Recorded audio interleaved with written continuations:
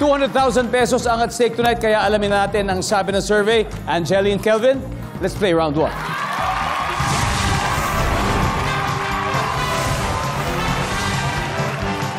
Oh.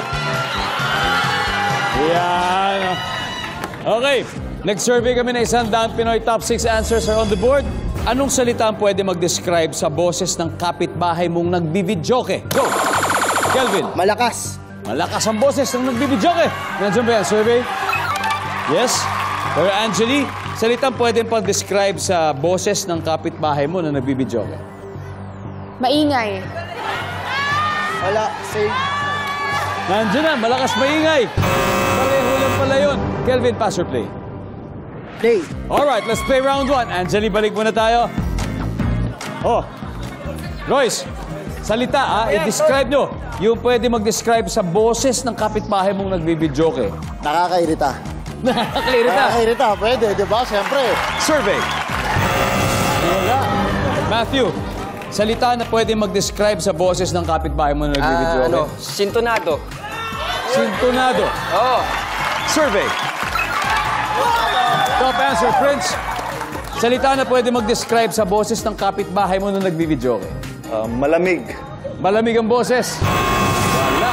Kelvin, salita na pwede mag-describe sa boses ng kapitbahay mo na nagbibidyoke. Suabe. Suabe. Survey says... Wala. Girls?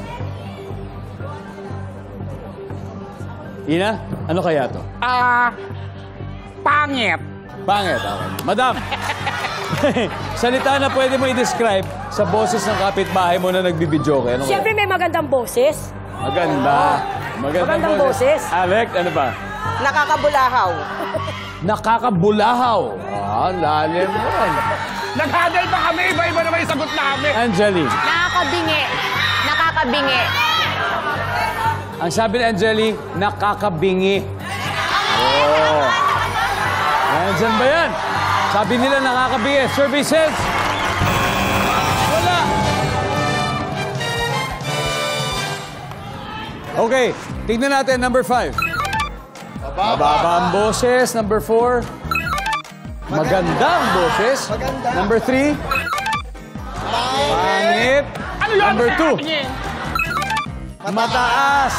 Ayan po. Round 1 goes to Boys of Summer. May 45 points sila.